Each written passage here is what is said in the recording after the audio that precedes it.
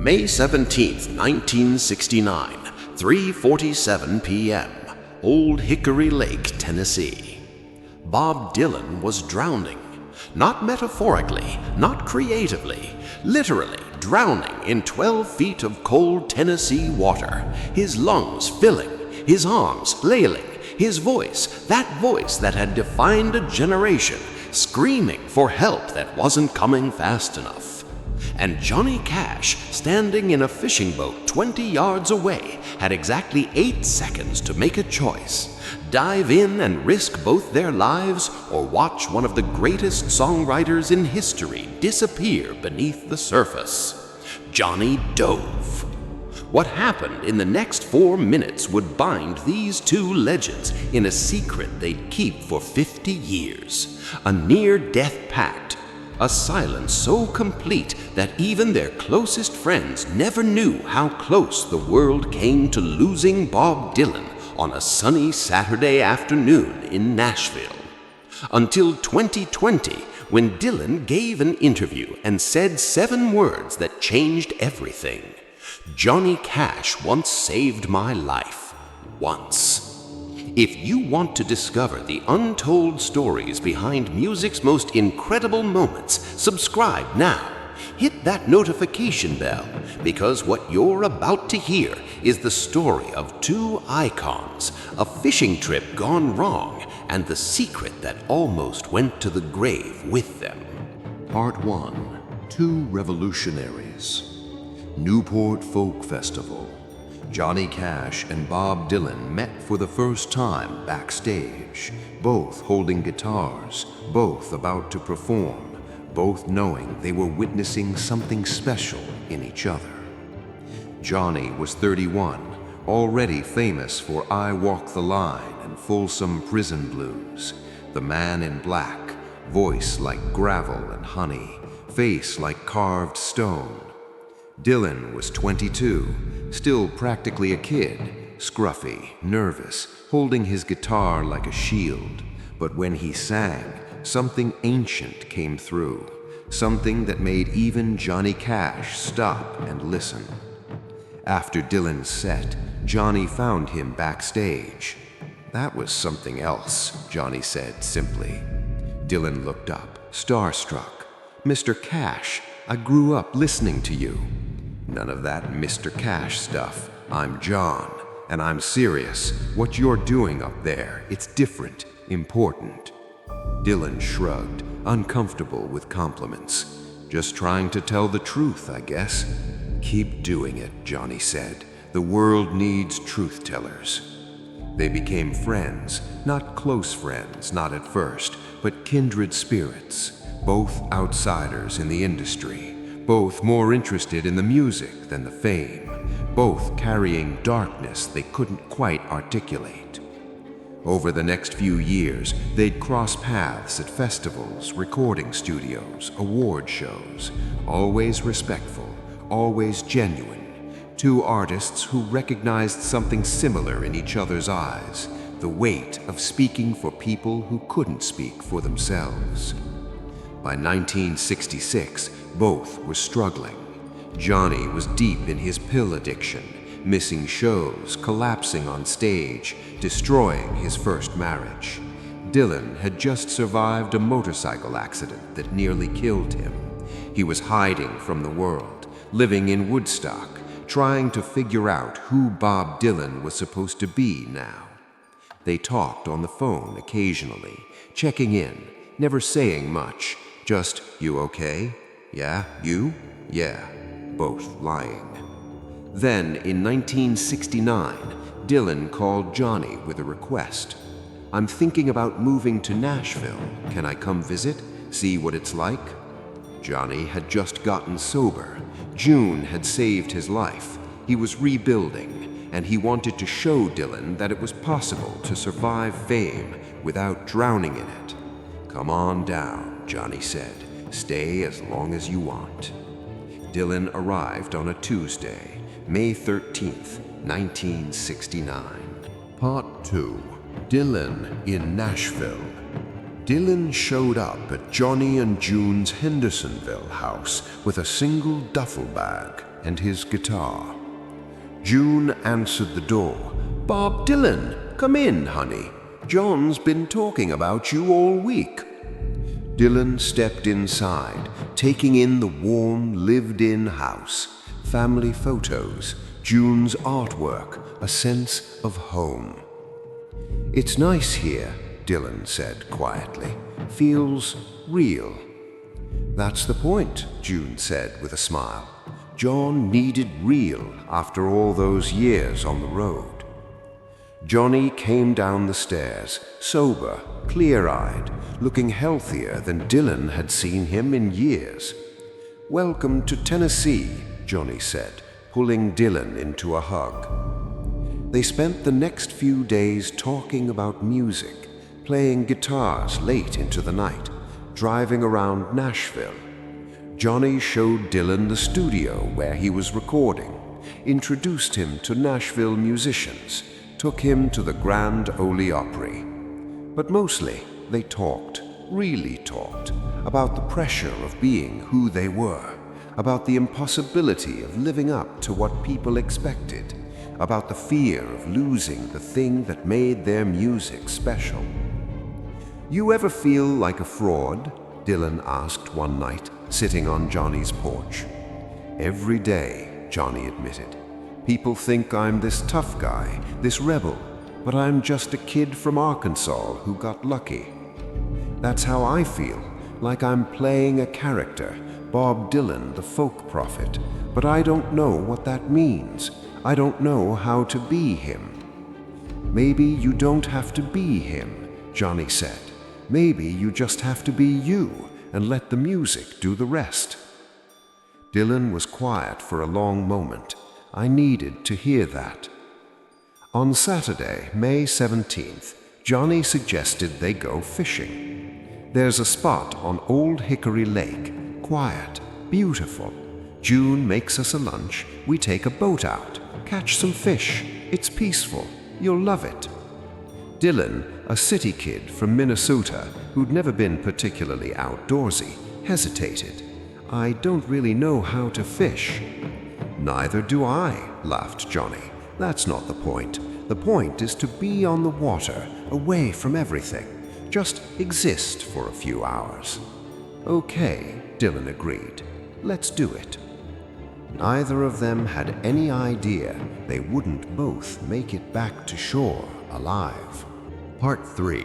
The Morning on the Lake. Saturday, May 17th, 1969, 10 a.m. Johnny loaded the boat with fishing gear, a cooler full of sandwiches June had made, and 2 fishing rods that probably seen better days. Dylan sat in the passenger seat of Johnny's truck, watching Tennessee countryside roll by. Green hills, winding roads, so different from New York City. "You ever think about leaving New York?" Johnny asked. "All the time," Dylan admitted. "It's too much sometimes, the scene, the expectations, the people who want things from me. Maybe Nashville could be good, slower, more honest." "It can be," Johnny said, "if you let it." They arrived at Old Hickory Lake around 10:30. The lake was massive, 22,000 acres of water, surrounded by forests and hills. On a Saturday morning in May, it was quiet, a few boats in the distance, but mostly empty. Johnny backed the boat trailer down the ramp and got the small fishing boat into the water. It wasn't fancy, a 14-foot aluminum boat with a small outboard motor, big enough for 2 people and some fishing gear. "Jackets?" Dylan asked, looking at the boat skeptically. "In the boat," Johnny said, "but we're not going far from shore. We'll be fine." Famous last words.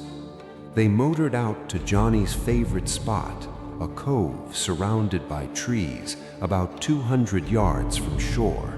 The water was calm, the sun was warm, birds singing. It was, as Johnny had promised, peaceful. "This is nice," Dylan admitted, settling into his seat. "I can see why you like it here." Johnny handed him a fishing rod. "Now I'm going to teach you the ancient art of not catching any fish." Dylan laughed. "You're not selling this very well." "The fish are just an excuse," Johnny said, casting his line. "The real point is to sit here and not think about anything for a while." For the next 2 hours, they did exactly that. They talked occasionally about music, about life, about nothing, but mostly they just sat in comfortable silence, rods in the water, sun on their faces. Dylan caught a small bass around noon. Johnny caught nothing. Both were perfectly content.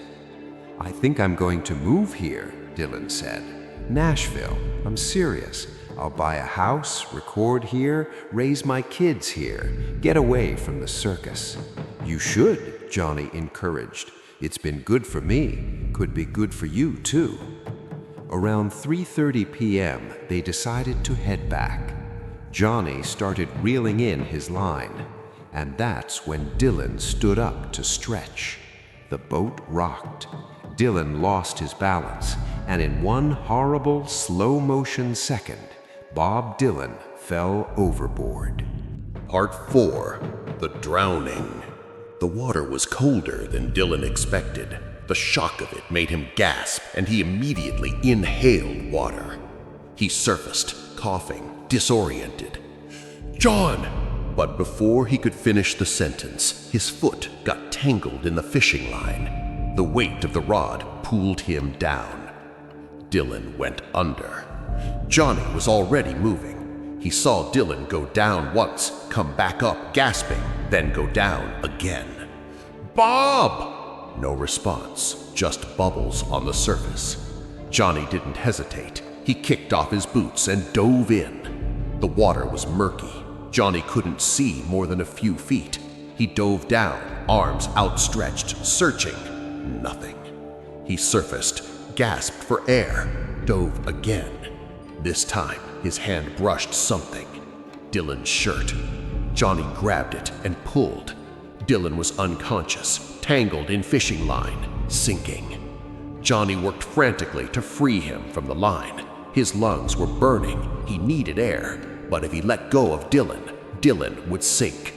With one massive effort, Johnny yanked the line free and kicked toward the surface, pulling Dylan with him. They broke the surface together. Johnny gasped for air. Dylan wasn't breathing. "No, no, no," Johnny was saying, trying to keep both of them afloat, trying to swim toward the boat with one arm while holding Dylan with the other. It was impossible. They were too far from the boat. Johnny was a good swimmer, but not good enough to tow an unconscious person 20 feet in open water. They started to sink. Johnny's arms were giving out. His clothes were weighing him down. He was going to drown trying to save Dylan. They were both going to die in this lake. And then Johnny heard a sound, an outboard motor. Another boat.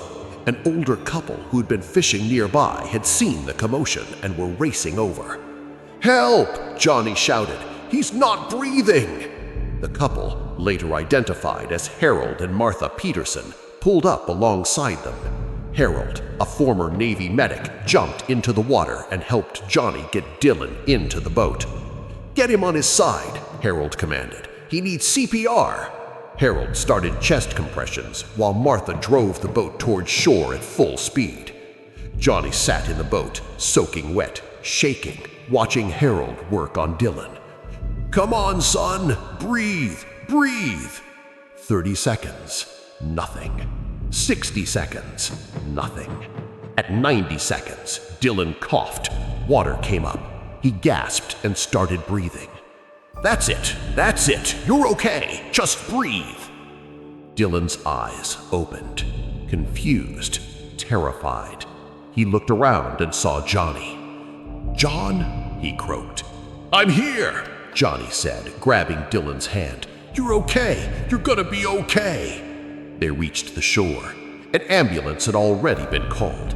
Paramedics took Dylan on a stretcher. He was conscious, but in shock.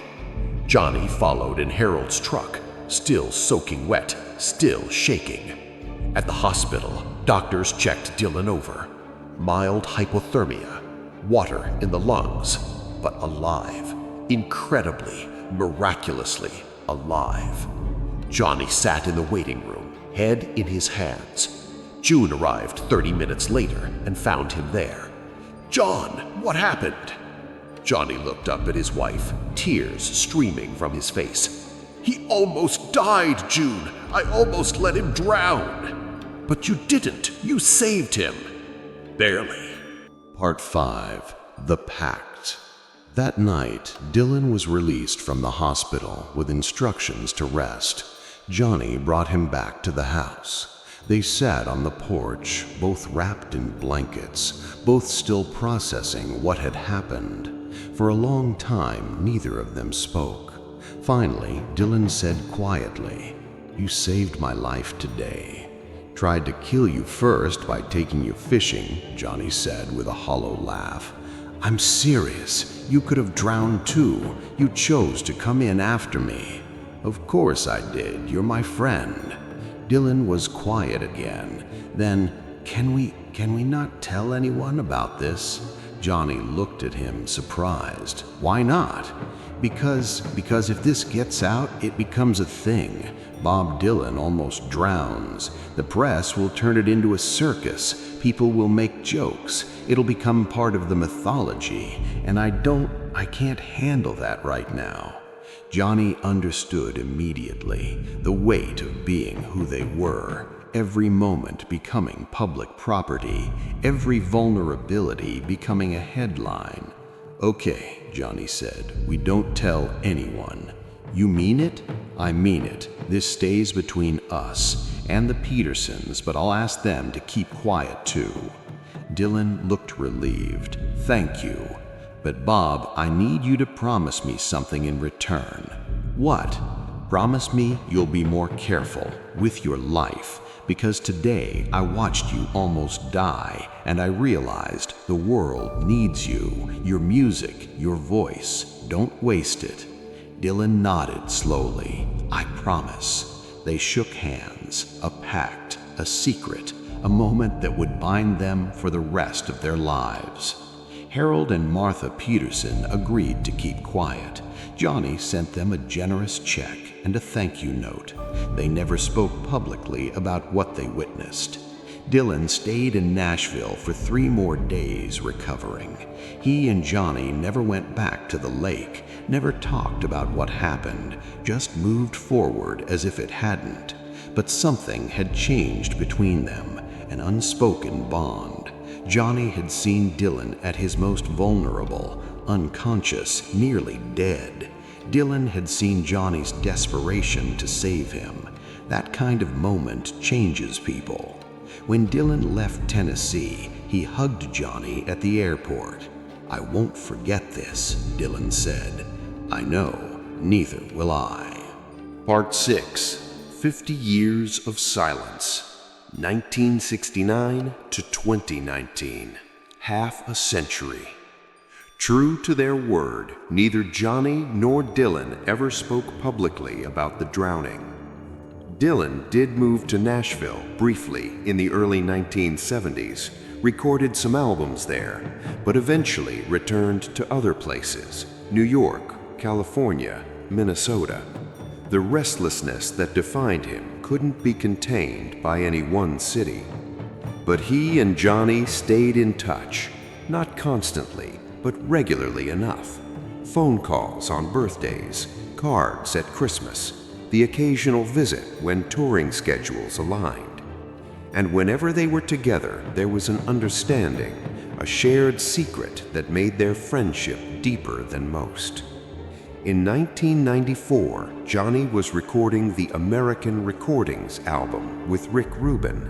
Dylan came to visit the studio. Rick, who knew both of them well, noticed something.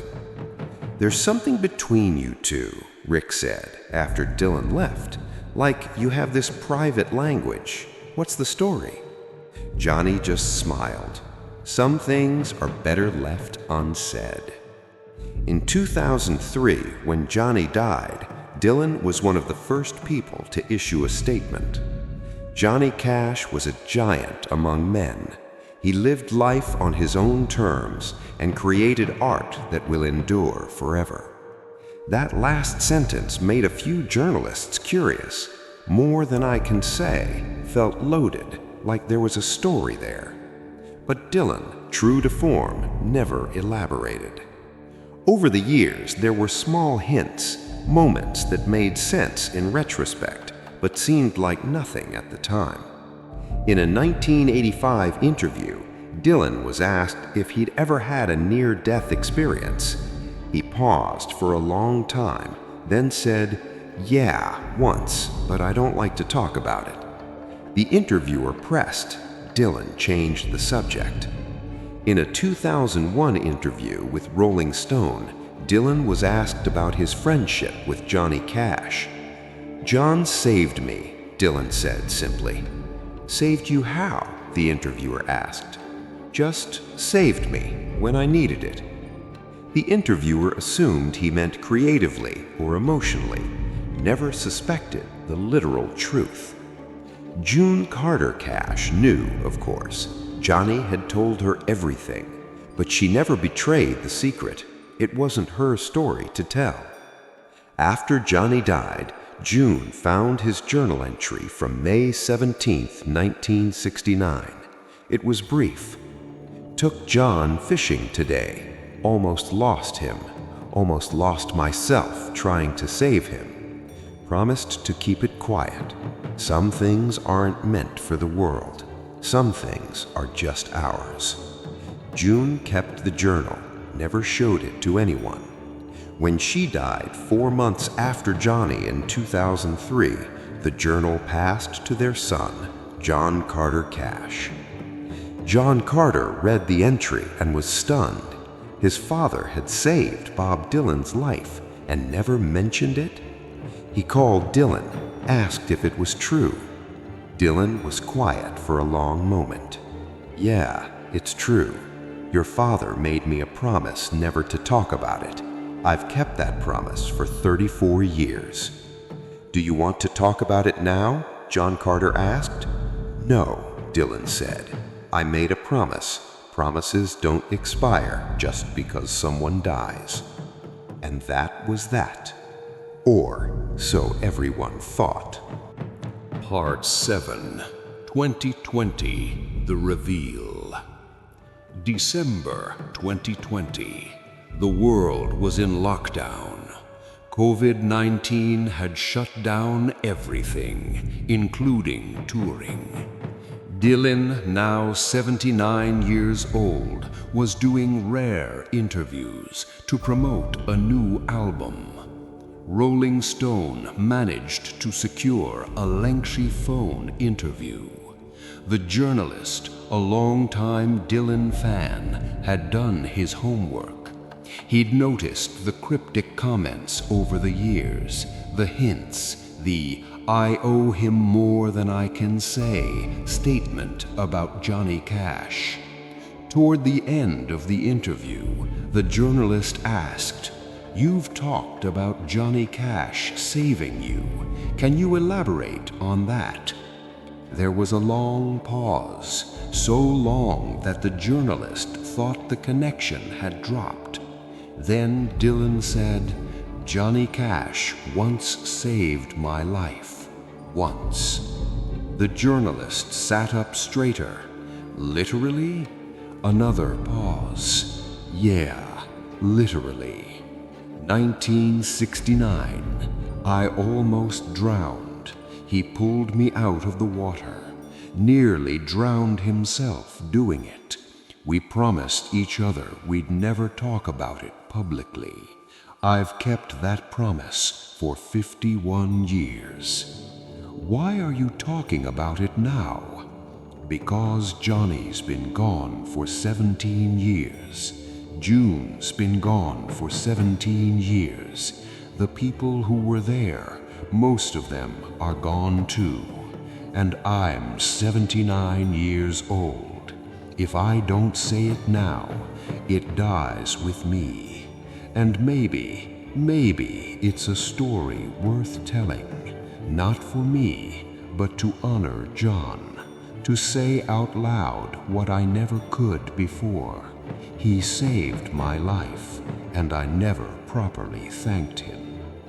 The interview went viral, headlines everywhere. Bob Dylan reveals Johnny Cash saved him from drowning in 1969. The music world was stunned. How had this been kept secret for 50 years? In an era of tabloids and paparazzi and TMZ, how had one of the most significant moments in two legends' lives remained completely hidden? John Carter Cash was contacted for comment. He confirmed the story, shared his father's journal entry. The Peterson family, Harold had passed in 1997, but Martha was still alive at 91, finally came forward. They'd kept the secret all these years out of respect for Johnny's request. Now they shared their memory of that day. "I'll never forget it," Martha told reporters. "Two of the greatest musicians in the world, and they were just two men in trouble in the water. Harold jumped in without thinking twice, and Johnny Cash, even though he was exhausted, wouldn't let go of Bob Dylan. He was willing to drown rather than let go. That's the kind of man he was." Part 8. Why It Mattered. In the weeks after Dylan's revelation, music historians and fans tried to make sense of the story. Why had they kept it secret? Dylan addressed this in a follow-up statement. "People ask why we didn't tell anyone. The answer is simple. It wasn't about publicity or mythology. It was about two friends going through something terrifying and wanting to keep it private. In our world, everything becomes public. Every moment gets analyzed, commodified, turned into content.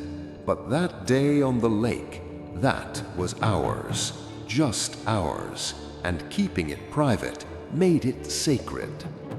The story took on new meaning in the context of both men's lives and work. For Johnny, who'd built a career on authenticity and helping the forgotten, saving Dylan's life without ever seeking credit for it was perfectly in character. He didn't need the world to know he was a hero. He just needed to be one when it mattered. For Dylan, who'd spent his entire career running from the myth-making machine, keeping the secret was an act of self-preservation.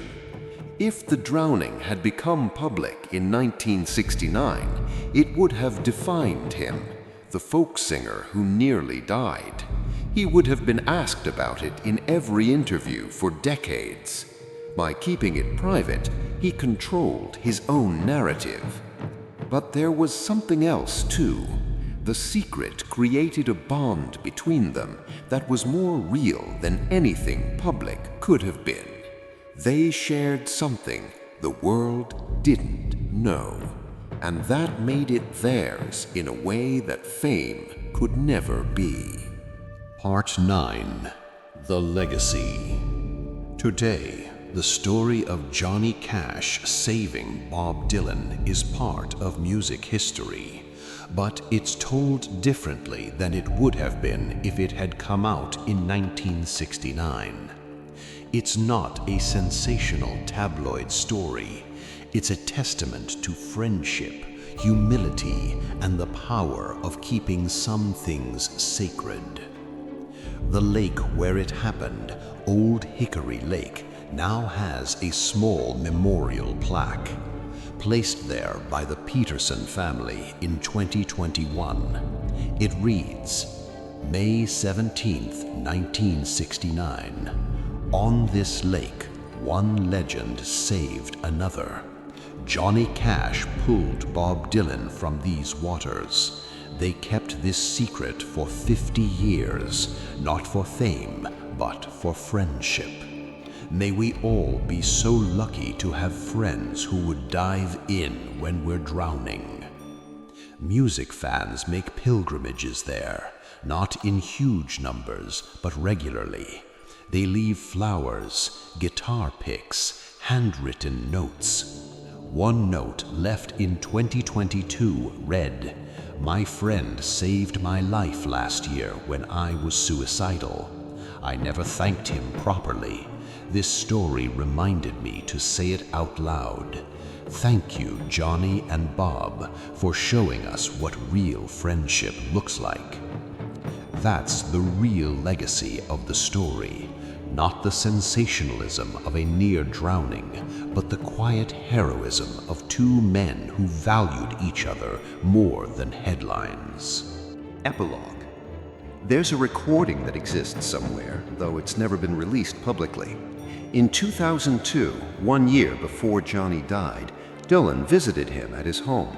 Someone, possibly John Carter Cash, left a recorder running accidentally. The tape captured part of their conversation. At one point, they're talking about old times, laughing, remembering. Then Dylan's voice, quiet. "You ever think about that day at the lake?" Johnny's voice, equally quiet. "Sometimes. You?" "Yeah, I think about what would have happened if you hadn't come in after me. You'd be dead." "Yeah, and you might be too. You could have drowned trying to save me." A long pause. Then Johnny, "But I didn't. We both made it. That's what matters." "Why'd you do it, John? You could have let me go. Could have saved yourself." Another pause, longer this time. Johnny's voice, so soft it's almost inaudible. "Because you matter, Bob. Your music matters. Your voice matters. The world needs you. I wasn't gonna let you disappear into that lake." Dylan, crying now. "Thank you. I never properly thanked you, but thank you for my life. You would have done the same for me." "Yeah, I would have." The tape ends there. That conversation, private, raw, honest, captures everything the public story couldn't. The love between two friends, the weight of what they'd been through together, the knowledge that they'd faced death together and chosen life. Johnny Cash died on September 12, 2003. Bob Dylan is still alive, still touring, still making music at 83 years old. And every time he performs, somewhere in the audience, someone knows that voice we're hearing almost didn't make it past 1969. But Johnny Cash dove into cold water and pulled it back. Not for glory, not for recognition, just because that's what friends do. They dive in when you're drowning, even if it means they might drown too. If this story moved you, if you have a friend who saved your life in ways big or small, hit that subscribe button. Share this with the people who dove in for you. Comment below about the friendships that kept you alive.